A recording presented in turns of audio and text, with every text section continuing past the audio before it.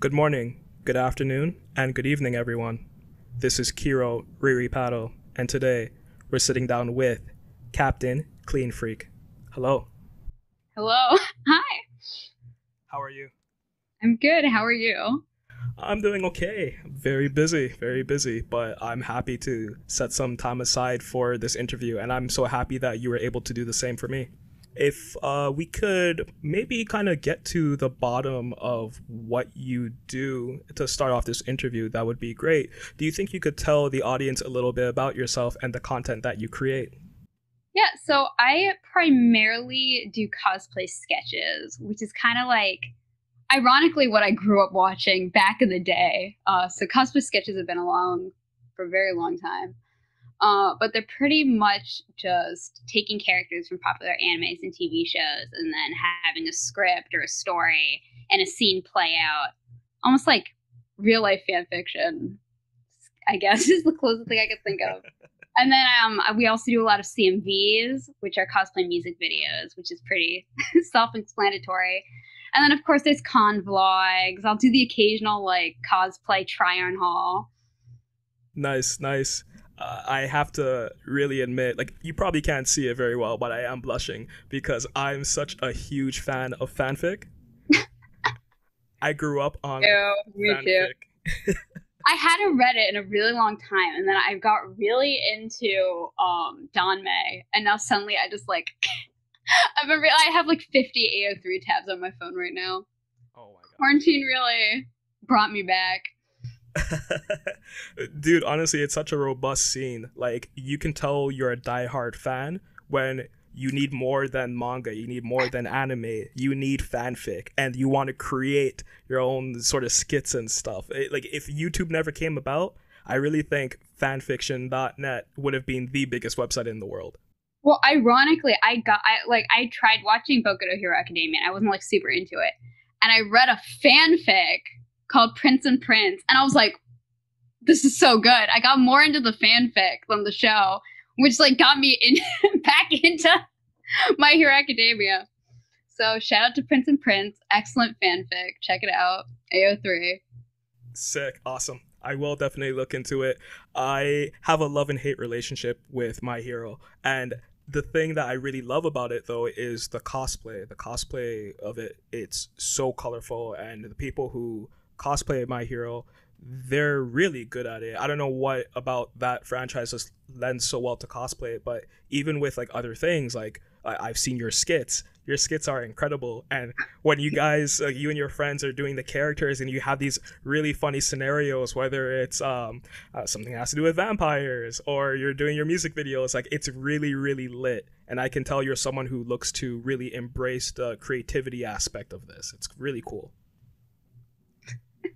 Oh, the vampire sketch. I can't believe that was like almost 2 years ago. That was a while.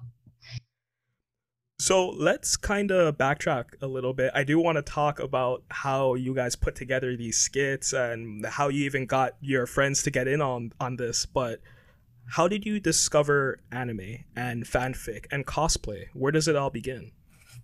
Okay, I think like tracking all the way back, Bakugan Battle Brawlers, in theory, was my first. I obviously didn't know it was an anime at the time. I was like obsessed with Bakugan. I watched the whole show. You're kidding me. No, which is so funny because like Yu-Gi-Oh and what's the other, like Pokemon, like still have like huge fan bases like that were nobody who cares about Bakugan anymore. But I was obsessed. I had a crush on the guy Shin, like the wind guy. I thought he was like the coolest. I bought all of them. I still probably have all my packs of Bakugan. And then when I got older, by older I mean like 12. I got it really into Black Butler and Fruit Baskets. And then Attack on Titan came out, and then I got super into Attack on Titan. And now I just kind of keep up with whatever's showing right now. I can't believe you said Bakugan. I haven't heard that name in so long. My friends are all weebs, and none of them watched that show. It was only me. I was like 8, and I used to bring my Bakugan to like on the bus. We trade them, And my mom bought me like a bunch of them, so I was like the coolest kid in like the Bakugan circle. How big was that circle? Be honest. I mean, pretty big. If you elementary school, like when Bakugan was at its height, that's why I'm so shocked that nobody's into it. Like, you know, there's no nostalgia anymore. Everybody at my like elementary school was into it. Yeah, it's weird because Bakugan was pretty big. Like, I'm a couple years older, so I think I was like maybe 10 or 11 when it was like kind of big. And in my scene, like, people liked it, but it was really like my younger sister, who was a few years younger than me, that was into it, and her and all her friends really liked it, and it never carried on. But you see like Card Fight Vanguard carry on, Yu-Gi-Oh had a resurgence, Pokemon never really went away, but it seems like Bakugan is the forgotten thing. Right? I was like, why? I could be making so much money. I have so many like old Bakugan. If that had stayed popular, I'd be like rolling in cash. Yeah, I don't know, man. Bakugan was pretty lit. It was just such a unique thing too. All of those like older anime, if they had like some sort of toy or card game tie-in, they just made for something really interesting to get involved with. And the plot twist with the villain, that's some A plus. You stand Bakugan heavy. This is great. So I guess from there you were kind of introduced to other animes along the way. What else were you into? I think I said that I was really into Black Butler. Black Butler was like my first anime that like, actually I've talked to a lot of my friends. A lot of people, I feel like Black Butler kind of took things to the next level. I was like too much obsessed with Black Butler when I was 12. Oh my god, I used to make AMVs. And I'd make my parents like watch them. I'm so embarrassed. I can't believe my poor parents had to sit through some of them. Yeah. So Black Butler definitely was a biggie. Nice. And then like Free and Attack on Titan came out, so I was really into those when they were airing. I guess cosplay comes around that time, or does it come a little bit after that? I started cosplaying at 13-ish. My very first cosplay was Edward Elric from Full Metal Alchemist. I went with my mom. Sick. And I met J. Michael Tatum, and I almost like cried. I was like so I was so starstruck. Yeah, little. I would like yell at people in character because I'm like 5 foot now. I was like 4'10" then, so you can probably, I was a very short Edward Elric, which I think I'm actually Edward's height now. Maybe he's 5'2". Maybe. I'm not sure. But yeah, so I started cosplay. Oh, I got really into Homestuck. My mind, I was skip the Homestuck. But you know what? I feel like I think it canceled itself out for me. I was like, you know, why don't we not talk about Homestuck? Yeah, I had a Homestuck phase. I was really into cosplaying Homestuck and Danganronpa. So those were some of my earliest cosplays. Then I took a break from cosplaying because I was like in high school and I was like, I'm not doing that stuff anymore. But then Attack on Titan came out and then I got back into cosplaying. That's really cool. I feel like with AOT, a lot of people were really into it because of the character design, and I like to see how cosplayers kind of came into the scene and what animes like pushed them to it, or even like other like nerd culture sort of stuff. And it's also really cool to hear that when you were creating AMVs, your parents were your first few fans and they were going to conventions with you. Are they into this kind of stuff as well, or did they just really like supporting you with your creativity? Well, yeah, my dad has never come to a convention with me. My poor dad, my poor dad was just kind of forced to watch it. But he's used to it. We're a theater family, so when I used to make videos, I came downstairs once from making a video. I was like covered in blood. I was like, Dad, I need a washcloth to like wash the blood out of the the shower. I'm also a film student, so he's very used to this. And my dad was just like, didn't bat an eye, didn't react. But my mom is into anime. We've watched many an anime together. So my mother, I'm so upset that like, if I could go back in time, I would be like, I should have made my mom cosplay Edward Elric's mom when she came with me to conventions. That would have been super cute. That would have been really cool and also sad at the same time. Yeah, I did not think of that. But yeah, I think actually surprisingly, Attack on Titan's what got me back into cosplay, but into making cosplay videos because I watched other. There were two cosplay YouTubers, and I just got like obsessed with them. I was like, "This is so good! I want to do that." Okay, so I want to kind of build off of that a little bit. You also mentioned that you're a theater kid and that you take film. So I guess it was very natural for you to take your cosplay and start creating content on YouTube. Was it something that you kind of wanted to do after doing AMVs, or did you maybe like see that you had a group of friends that also had a similar interest in cosplay and you're like, okay, well, I might as well direct these videos. I might as well bring everyone together. Well, so the irony is, and do not look at these old videos. I didn't have any cosplay. I had like maybe one, but I also was like a secret closet weeb in high school. I had no cosplay friends.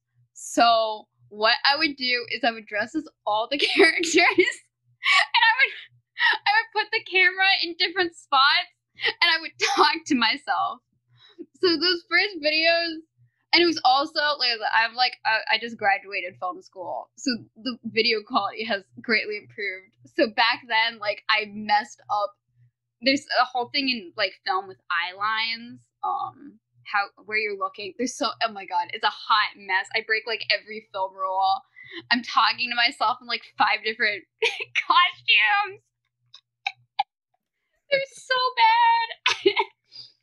Once in a while, because I had like a couple cosplay friends that were like not in my state, so once in a while I could get them to like film a video and then I would like put it in. I did one CMV where I got 2 people to like record videos and then I had to like edit it together and like to try to make it seem like we were all in the same space. So yeah, I wish I had cosplay friends back then. Would have made my life a lot easier. Well, it's okay. You build from where you come from, right? and you know what? That's something I do want to mention as well. Your videos are very, very good. Like when you watch skits, and I love to see skits. I'm a film junkie myself. My friends went to film school. I'm a high school art film kid who decided to go into business and regretted it because I now love making content and I love film stuff. I've participated in making music videos, so I can really appreciate someone who dedicates their life to it and who took that route. And like now it all makes sense, hearing where you're coming from. Like I said, like I'm looking at my iPad right now at all of your videos. Not only are you super prolific, but it's just good. You could tell that you're a passionate fan, but you're also bringing out the best in people that maybe they're not actors, but they love cosplay and they love My Hero, and you're able to bring out the best in them. Do you have any aspirations of being a director or a content creator in fields outside of cosplay, or is this just something that you're doing for fun? Yeah, so my like life dream is to be a film director. So I literally just graduated film school. My thesis film is doing its first round at festivals.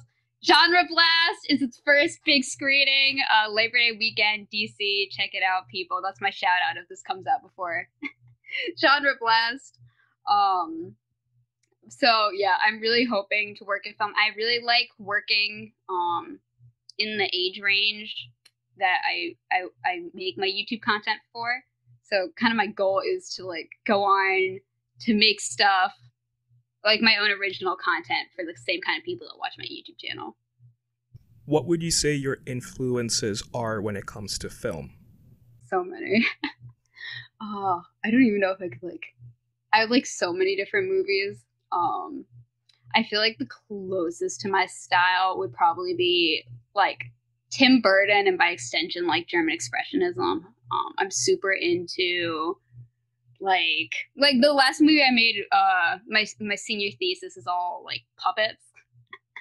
So I'm very into dark fantasy with this very like expressionistic twist on them. Okay, I see. And like you say you come from a theater family. I guess this is something you've always wanted to do. You've always been in love with movies and acting. Yeah, I used to think I wanted to act in movies, and then And then I was like, I really like being behind the camera. I hated auditions. I think auditions did it for me. I was like, I don't want to audition for things anymore. And I was like, if I make my own stuff, I can just be in it and make it.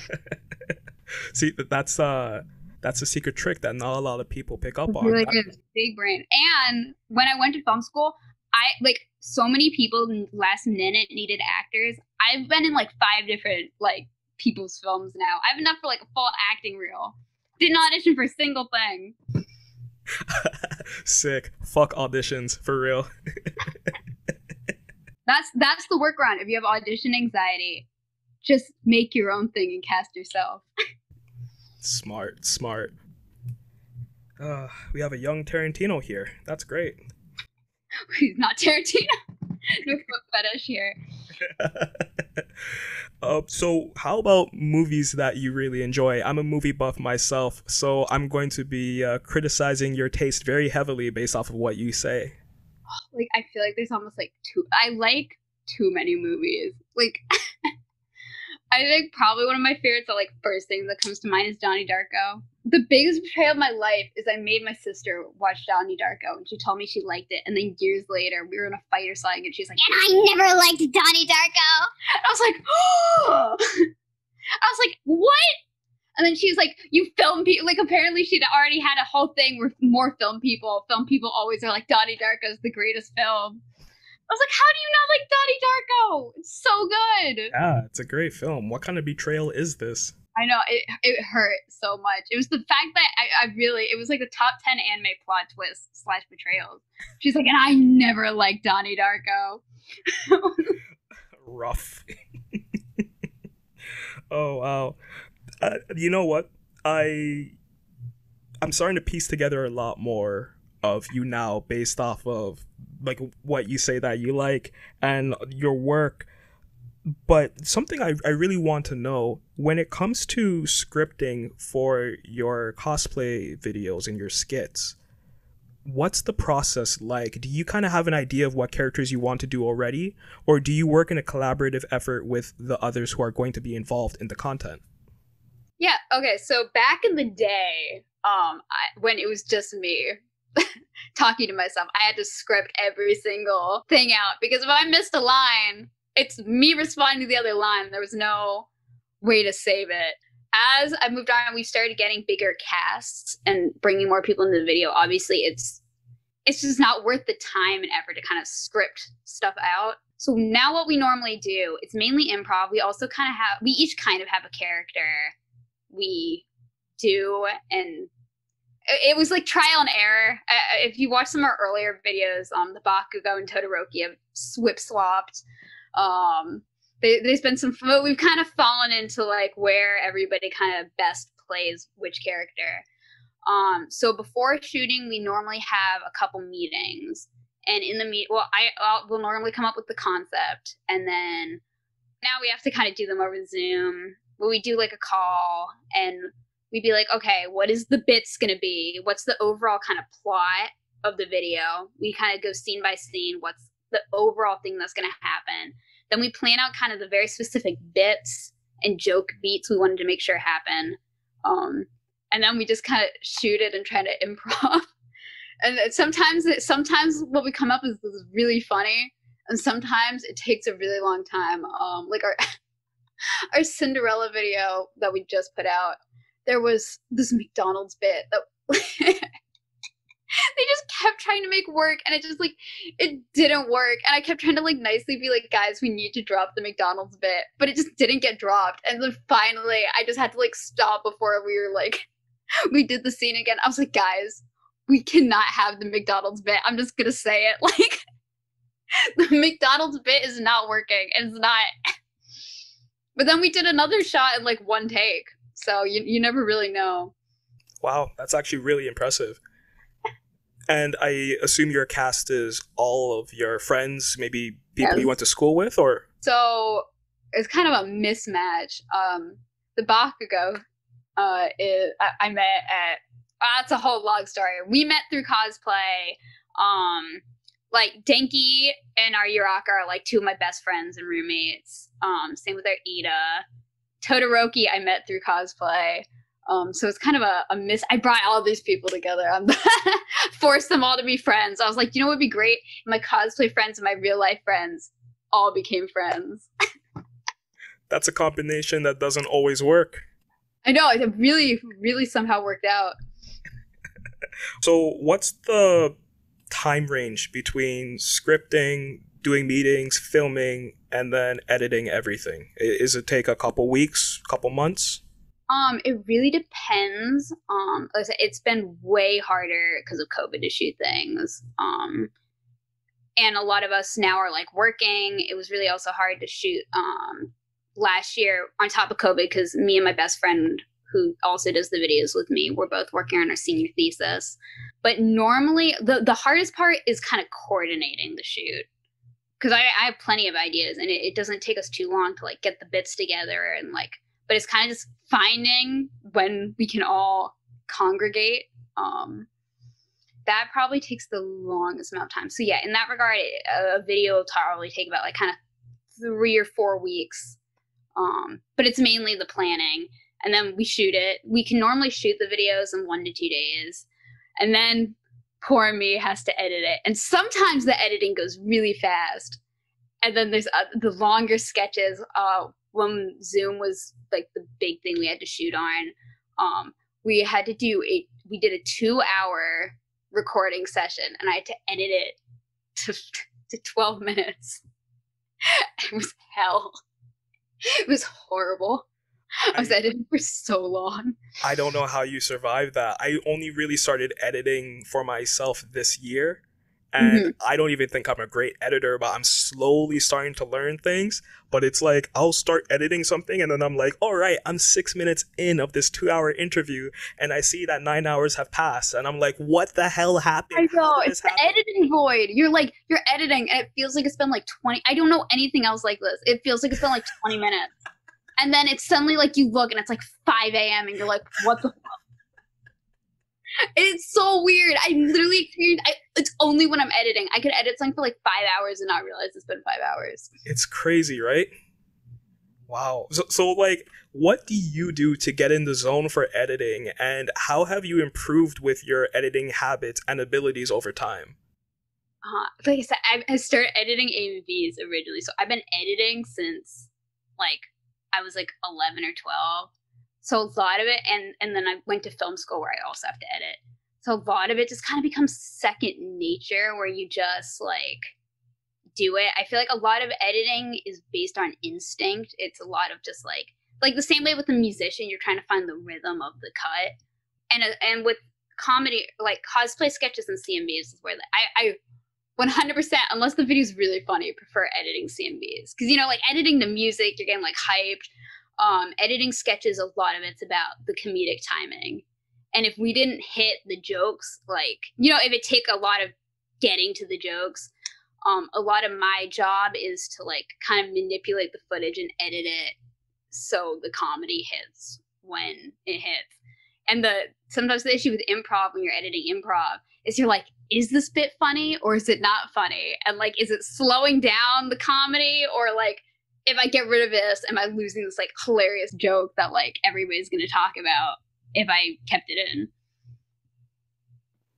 Have you ever been working on a project and everything was great? The scripting was great. Everyone was on board. The filming went good, but it's not until you're in the editing process that you realize that you can't salvage this video, that you may have to abandon it. I have one. I don't know what age range is going to be listening to this. You might want to censor me if this isn't free. This is not a family-friendly channel. Okay. Go ahead, say as much as you want.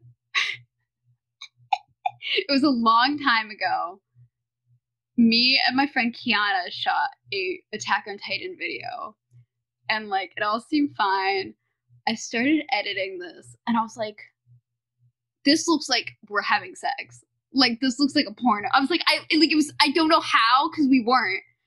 It was something about like the angle and like the movement, like it was like up and down, or something. I don't know what it was, but I was like, I can't post this. Like this looks, this is like I cannot post this on the internet. This looks like porn. So that was believe the only video that was like never seen the light of day. Where like it wasn't until I was like editing it where I was like, to this day I don't know how it happened. I know. Yeah, like I know AOT pretty well. How? It was okay. I'm really good. Okay, so pretty much like she was holding me up, like so like this, and like moved. See if you can get what the movement looked like. Fair. It was. Okay. I was like, oh my god, like like at the time it didn't seem like anything, and then I was watching it back. I think it was because I was like editing it to the music, and the second there's music under it, I was like, I got ditched at this project. I literally just like I think I messaged her. I was like, this looks like porn, and then I like deleted it. I'm almost sad though. I almost wish because I'm like maybe it wasn't as bad as like my memory saved it as, but I do remember watching it. I'm like, I've had some spicy stuff on the channel before, but this one I was like, I can't post this. Yikes! This is gonna get me like content copped. So yeah, that was the only very odd incident. Now, editing normal movies, yeah, there's been a ton of stuff where it's like you think you got it, and then you look and like the eye line is messed up, or like there's a continuity error, and you're like. But yeah, luckily those not happened as much. Though there was one day, this is not editing, this is just an anecdote. Tell me if I'm getting too off track. We were shooting the it was the Gravity Falls video. Oh, Control, that's what it was. It was Control. We spent it literally was so many hours of shooting. We were in the forest, we were getting like bitten by bugs. It was terrible. We finished the video, and then the SD card like lit up, and it was like error, and then the camera shut off, and I almost had a heart attack. It was literally like the last shot. I was like, I thought we might have lost it. I was freaking out. Thank God we didn't. But oh my god, that was like my nightmare. That's wild. That would stress me out so much. Like one time, in one of my previous guests, we were talking, and then like maybe 30 minutes in, I realized I didn't hit record. No. But I'm so fortunate that they were cool with it. They also have a podcast, so they've done it too. And since then, I've always been like, oh my god, I need to record. I can't fuck up. Like I couldn't imagine going into the elements as well, because like you never know. Like it could be the sunniest day you plan for this, and all of a sudden it rains halfway through your shoot. And like anything can happen, and then you realize that like the footage gets corrupted or your camera dies or some shit. I would break down. I wouldn't know what I would do. Yeah, that was definitely not a good moment, but it ended up being fine. So thank God for that. Oh my god, poor Ren he was playing Bill, got bit in the eye, and his entire eye swelled up, and it ended up being where the eye patch was, so we could hide it. But yeah, that was a rough shoot. It's okay, man. War stories. Wow. I have so many random behind the scenes video stories. Something always happens. I see how prolific you are with your channel, and one of the things that is very apparent about your channel, aside from the amount of content that you're putting out, the quality of content, is the numbers. You have done very well on YouTube, and for a lot of content creators, making exactly what they want and flexing their abilities and then getting that sort of return, it's something that not every creator gets, or it takes quite some time for them to get, maybe even having to switch platforms or switch channels to do it. Can you tell us what your journey was like from the start of you doing YouTube with your current channel up until where you are today?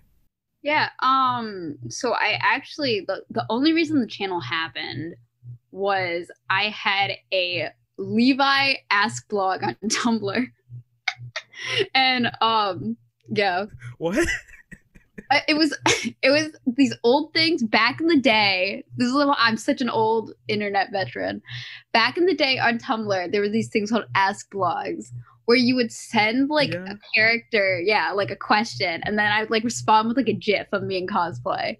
I was really into my Ask blog, and the Tumblr upload system was really bad. So for like a certain amount of views, I did a celebration video, and it was like a reaction to this like Attack on Titan, like it was like an Aaron X Levi video. So I did like a reaction of like Levi watching it and being like horrified. It's like a joke. And uploaded it, and it happened that it was because, you know, YouTube's so hard to like get noticed. It kind of just goes on the void. And what happened was, because it was a reaction to that video, it came up as like the next video to watch, and all these people were watching that video. So then they go and they'd click. Oh, it was Levi reacts to Air Airy 50 Shades of Grey. That's what the video was. Oh my goodness. I still remember the thumbnail. The thumbnail's like the picture of the video, and then I'm as Levi, like. I'm looking this up right now. I cannot believe it. But talk about humble beginnings, right? Yeah. But yeah, so that video back, I mean, in the time, I thought it was like crazy about views. It got like 50,000 views, and I was like, oh! I was like, wow.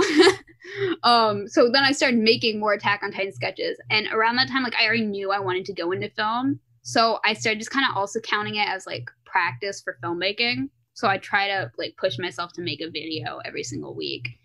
Yeah, I kind of went fandom to fandom, and then started making videos for BNHA, and just people are really into BNHA. I think specifically BNHA, just the BNHA fandom really took the videos, and we also started on TikTok around that time. So combined with like the TikTok audience and you know, like our sketches moving into BNHA, and obviously my video quality got a lot better because it wasn't just me filming on like my crappy camcorder. I like had actual equipment and learned how to light things, and how to like actually edit. Film school, it'll make you make your anime videos better. That's fun. Recommend film school to every single weeb and anituber out there. So I want to talk about TikTok and the importance of having that as a creative in today's day and age. But before we go there, I just want to finish up with something on YouTube. Mm-hmm. YouTube is a platform that it's really hard to grow, especially nowadays. I remember YouTube back in like 2006, 2007, and it was such a different place. And even YouTube in 2015, like you started seeing more and more people making careers out of what they're doing. But just like less than 2 decades later, the YouTube that exists today, it's so different. And I've seen people who put in a lot of effort, the people I've had on my channel, they put in a lot of effort into their content. Maybe 1 or 2 videos hit, but then the next 10 videos, they go into the ether, never to be seen. And it's difficult for the content creators to kind of maintain that. Did you ever feel at any point in time with your YouTube journey that you wanted to take a break or maybe pivot into something else because you weren't getting the reception that you necessarily wanted? Or was YouTube always kind of like a journey where you're getting your experience, you're fine if you have videos that go like this? Because what it looks like now is that you're doing pretty well and you have a great cast around you, so you're always enjoying the content you're making, but maybe there were difficulties throughout that. Yeah, so definitely, because Attack on Titan was huge, and BNHA obviously is even somehow huger, but between BNHA and Attack on Titan, there wasn't a huge, I guess Attack on Titan like Undertale, and then after that, even though there's popular things, like just the video, I tried to do Voltron videos, which I thought would have done well, but like just people weren't really into that kind of cosplay. So the videos kind of, which like I wasn't like super upset by. I was like YouTube, I love doing YouTube, but it's definitely like a hobby for me. Like I love filmmaking, and I definitely use it as a way to work and do my like film ideas and share my film ideas with other people. And I had just entered college at that point, so I already had my plate filled. So, you know, like, I wasn't too upset by it. But yeah, there was like a point in there where I was like, okay, maybe I'm gonna like kind of back off doing YouTube. The content's not getting it so much. And then and then BNHA blew up. Well, I'm happy to see that you stuck out with it, because when I came across your not only cosplay but your YouTube content, like I really appreciate content creators regardless of what they do, regardless of how much I like a show or not. and it's really amazing to see the kind of content you and your friends have made. So it's great. And I think it's also a lesson for anyone. Do YouTube because you love it, and you'll get something out of it. Maybe it's not numbers, maybe it's not recognition, but you will get something out of it. Oh yeah, I learned so much. Oh, and I think YouTube's gotten like either YouTube's gotten a lot nicer or my skin's gotten a lot thicker. Because back in the day, oh my god, people were so mean. Really? So I think oh my god, 2016 YouTube. Yeah, not fun times. I mean, like, it was fine. I think I grew a lot. Like, I now, like, a lot of things don't bother me, like, with comments on the internet. But it definitely was rough sometimes. Do you mind elaborating on the kind of comments that you would get? I feel like the only people that would really gravitate towards your content to say negative things are My Hero shippers that maybe don't like the characters on screen, but they still love the series. Otherwise, why would they be watching the content? Yeah, I mean, like, nowadays, like, you know, like, people hate our content, you know, like, but I feel like almost the numbers have helped, because it's like I get so many comments now. Like, I don't care enough or have the emotional, like, capacity to read every single comment, and it just kind of, there's so many. If somebody says something mean, I'm just like, I don't care. You know, when I was younger, sometimes they definitely hurt. But people have gotten way nicer. But I use, you know, I'm like a queer creator. I got called like the F slur good amount of times. It was like, go die, you fucking beep. I'm gonna kill you. I was like, oh great, I'm 16. I love getting that. That's weird to me. I don't know. Like, I've been on the internet for like my entire life, and I remember when forums and chat rooms used to be real hot spots. But when it comes to content creation and social media, it just seemed to go in a different direction, and I'm not sure like what the hell it is. I don't know if it's because the Twitter mentality has seeped into other social media platforms, but there are some people that will say the weirdest things. Like, even with my channel, I have a very small, relatively new channel, and I've had some people that will like, they have a problem with one of my guests from Instagram, and they'll seek out their content, and I'll see like a comment on a tweet with that guest, a comment on my YouTube video, and I'm like, who's this a random anonymous YouTube account and like Twitter account that's making fun of me and the guests that I have? Yeah. I don't know what the point of all of that is, but yeah, when people are like, oh, it's like My Hero Academia shippers, where it's like, oh, you ship Deku and Todoroki, like you don't have you're fatherless or something. I'm like, oh wow, that's some nice, that's some cute homophobia you're showing. I'm so glad you guys are so proud. I'm like, I don't care who you ship Deku with. Like, I literally don't care. I don't care if he's with a girl or a guy. It's like, it's literally a stupid anime show. it's a fictional But character. I'm like, if you're that upset about it, one, look at you. They're two like 15-year-old kids. Like, if like a queer kid wants to like have them be a couple, I think being that bothered about it says more about you than them. Like, I don't get why people like care so much. That's wild. You know, let's move this over to brighter pastures. I find on TikTok the community is still pretty positive. You know, you still get the random negative comment here and there, but TikTok overall as a platform, I really do enjoy. And especially when it comes to cosplay, it seems that during this time of lockdown, creatives have been migrating there, and they've been putting in a lot of effort and a lot of work into what they love. And if something hits on TikTok, it hits really well. The algorithm is much more preferable, in my opinion, than it is on like Instagram. And Instagram's on the out. Instagram is, I barely even post on Instagram anymore because it's just so not worth it. I don't know what's going on with the Instagram algorithm. And Reel. Yeah, Reels was bad. I don't know what that was all about. But okay, so tell us about your experience as a cosplayer on TikTok, and also can you tell me a little bit about Instagram, because you also do have a sizable following on IG. Mm-hmm. Yeah. So I mean, TikTok. We got into TikTok. I called Ren, and I was like, it was literally like, do you remember when it was still super cringy? Like, it was like embarrassing. Like, people still called it like Musically. I had a friend that like got like famous on TikTok before it was like still in the hit or miss era. I called Ren. I was like, I think we need to get on this. I was like, we can't tell anybody. It's so embarrassing, but we should get on this app. So we got on it like right before everybody else did, like when it was still super, super, super cringy. TikTok was insane. We were getting like 10,000 followers a day. I don't post as much on TikTok anymore just because like real life stuff. I have just so much stuff going on with like my actual film career. And a lot of the time I kind of like rather focus on YouTube if I'm gonna have a priority with any of them.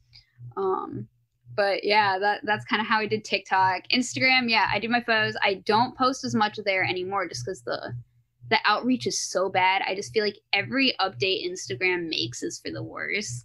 Like the shopping thing, the reels, and I just like don't get that much enjoyment out of like posting on there anymore. But like I'll still post occasionally. At what point did you start to see this change on Instagram affecting your numbers and your outreach? A lot of content creators have told me the same, that when they started seeing more updates coming to IG and they started seeing more ads and, you know, buy this, shop here, that all of a sudden their cosplay photos and their sets, it started to dip down. So pretty much it happened like 2016 is when I feel like the algorithm first got bad, or like 2017, like when I started in college. It was really, really bad. The only reason, that was part of the reason me and Bren started TikTok, was because I had probably 50,000 followers, maybe even less. I think I had like 20,000 or something, 20, 40. Now I have like 100, you know, over 100K. But they all came in through TikTok. Nothing was from the actual Instagram algorithm. Really? Yeah. So it used to be pretty much if you had moved to TikTok, you were getting new followers. But if you hadn't moved to TikTok, and I think, you know, that's a pretty bad way to run your site. And now they're trying to be TikTok. As soon as a new thing comes that's going to be able to share photos, like I can't see Instagram being able to continue because it just because they could have listened to people that are like, hey, we want a better algorithm. We want the post to show up in order. I don't even see my friends' posts sometimes. Like, it doesn't even show up on my feed. We want, like, better outreach. Instead, Instagram added the shopping thing. He's trying to promote reels that nobody uses. And then there's the whole thing with, I heard, like, if there's a TikTok logo, like, the reels don't do as well. Because they're trying to, like, get people to make their original reels, but nobody's going to do that because TikTok already exists. I think they're trying to do what they did with Snapchat, where they just stole the thing and it went well, but it's just like no one's gonna do that with Instagram. And I just see it getting worse and worse and worse and worse. I'm already seeing like less and less people posting on Instagram. I think as soon as something else comes along that can replace it, wow, it's gonna get replaced. Wow, that's really interesting. Thank you for sharing that, because I always wonder what someone's experiences are like when it comes to reaching a certain level for content creation, and then when they start navigating to a different platform and they start seeing their numbers increase there as well. It's like, I understand if you have a team, you can focus on 5 or 6 different platforms, but when you're a smaller creator and you have like an in real life thing to worry about, you know, like a life outside of the internet, some people have it, all of a sudden it's kind of difficult to focus on something that you're not getting the reception that you once were getting, or you're not getting as much of a reception that you should be. I really care about getting my content out to as many people as possible. So when I collaborate with other channels, I usually help out with the marketing and the SEO stuff. But like you said, I noticed myself around 2018, but that's probably just because of the niche that I was creating in. Around 2018, TikTok wasn't hitting at the time, but it was still a thing, like 2018 to 2019, musically at TikTok. But yeah, that's Instagram, like right when we got in, yeah. That was a good time to get in, because Instagram, I noticed it like flatlined. It flatlined, and it was really weird because I have a friend who was doing so much content and so much collaboration, and his account never grew past 250,000. It actually went down. I think he's sitting at just over 200K, and it's like, he is active, but even his most diehard fans say things like, we don't see your content. He'll put up a story saying, hey guys, have you seen this? And he'll show a post from like 3 days ago, and people will be like, we didn't see that at all. Yeah, no, it's the I don't know why they, instead of like listening to what people, and it's been going on for like years now, instead of listening to people. And the other issue is there's no incentive for creators to keep making stuff, because YouTube, like, I've been able to have a career on YouTube. Like I haven't had to worry about money, because through sponsorships and opportunities I've gotten through YouTube and its monetization method, you know, like that, it totally pays off. And even TikTok now has the creator fund. There's like sponsorship opportunities, and there are sponsorships on Instagram, but you know, like it's just not, there's no like, there's not really a monetary payoff unless somehow somebody's paying you for like story posts. But like to have that kind of engagement that they would do that, I just Instagram. That's my vote. They're digging their own grave. Yeah, I mean, that really is the thing. It's like if they just listen, they could, but it's just they keep trying to go in the wrong direction, which are the reels. Because it's like, you're not going to be TikTok. Focus on the photos. That's the one thing you have right now. Because the second somebody has something with photos, you're done. And I think that's coming soon. I don't know what platform. I don't know if it's going to be an extension of something that already exists or not. But I can't realistically see Instagram being the site for someone to invest a lot of time and just effort into come 2022. I just don't see it. And like it's impossible if like you're new Instagram to like get off the ground and stuff too. Because like there's no discovery, there's no reach or anything. Yeah, my theory is if TikTok makes something where you can have like a photo section, it's a wrap. That'd be the final. But you know, Snapchat's still kicking, so. Yeah, I've always used Snapchat. For a while, I was using it only as like a messaging tool, but then I started like looking at the changes they made. I like the layout. They've really put a lot of effort into trying to resurrect it, and good for them. If Snapchat ever goes away, I'm gonna be devastated, because I don't have like enough phone space, so I keep all my photos and memories. So I'm gonna lose like 4 years of like photos if Snapchat goes away. Oh my gosh, that's big brain right there. Why pay for iCloud? Right? I literally just use it on Snapchat. That's funny. What direction do you see cosplay going in, with conventions now coming back after a year and a half or so? But with the rise of TikTok, we have a lot of cosplayers who have never been to a convention, but they're known for their cosplay. And that's very, very unique. Even with subscription platforms like Patreon and OnlyFans, you have a lot of cosplayers that they don't need to necessarily travel out to multiple conventions throughout the country when they can, from their own home, create content that anyone in the world can see. I don't know if we're going in a direction where cosplay is going to be something that's exclusively online, but I do think that the community is going in a great direction. Yeah, I can't see once conventions come back, I think they'll still be as popular as ever, because it's like, as great as it is to be able to like communicate with people digitally, there's just something about, especially with like, and I'm like, I went to film school and stuff, so I have like a bunch of like, you know, fellow wacky creative people that I can hang out with that like the same kind of stuff as me. But I remember in high school, yeah, it was like felt really isolating, because you know, like convention, when you went to the convention, it was like, oh, this is like other people like me that like this kind of stuff, and like I'm, you know, like, you know, it's such a feeling of community I think you just don't get other places. Especially if you see like other people cosplaying like your favorite show, and you can just talk to other people. So I can see like, I mean, it might be a hot clusterfuck for a little bit of people kind of getting used to stuff again.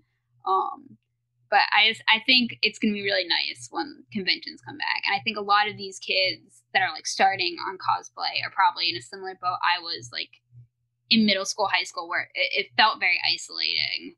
And then when you went to the convention community, you know, like you had a community of people. What cons have you gone to in the past, and what conventions are you looking forward to going to in the future?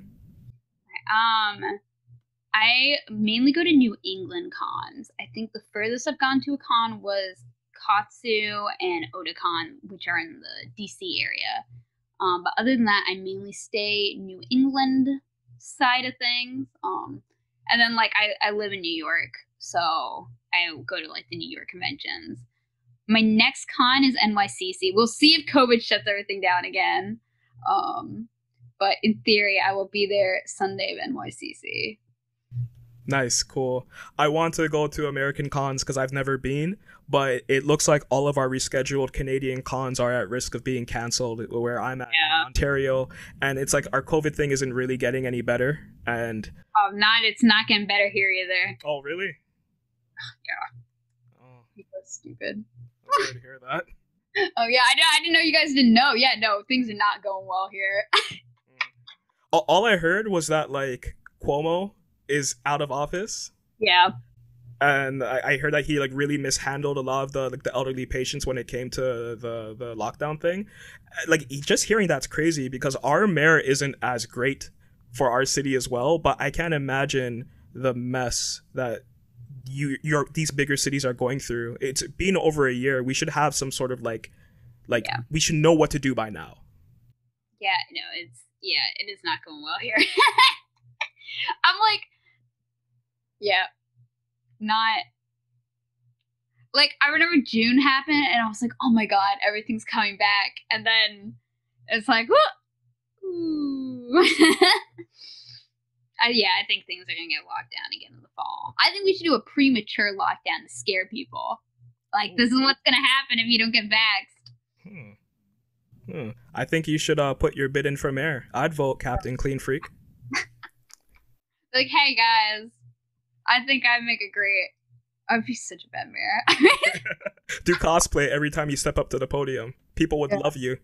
Show up as like Erwin Smith. I'm like, okay, who's ready to sacrifice themselves? Get the serum. Rough. But I feel like Zeke would be better for vaccinating people. Frightening. Can you imagine going to get vaxxed and like it's somebody that looks like Zeke from Attack on Titan? It's like, please don't. But then again, I kind of want to see what would happen as well. So maybe I would go. That's how we get everyone vaxxed. Oh my gosh, the answer was in front of us all this time. We have 139 chapters of information. Like, let's put this into work. Let's go, guys. Oh man. I want to talk a little bit about your film career. I've always had a fascination and admiration towards directors, and now that I know that you're deep in and you're all about this life, I am going to be following what you're doing, and I really look forward to your work. But can you tell us a little bit about what you have on the horizon and what you would like to possibly do over the next little while? Yeah, so like I said, our film, me and my best friend who plays Denki, I think that makes it even funnier. We co-directed a film called Freely We Serve, and it just qualified us for IMDb credit. So I now have my first director-writer IMDb credit. Very excited about that. So yeah, it's doing its first kind of round of festivals right now. We have a screening in DC and then 2 screenings in NYC. So we're hoping to kind of network and meet people through that. And then our next project is going to be a documentary, which we're hoping to do about, because we're both queer creators. So we're hoping to do it about LGBT people in nursing homes and exploring how being queer in a space with a more elderly conservative group where you're kind of stuck there would like affect someone. So we're hoping to go into like pre-production for that in November. So that is the next project on the horizon. Okay, sounds interesting. Very different from cosplay stuff. Yeah, it is. Talk about a completely different path. But that's interesting.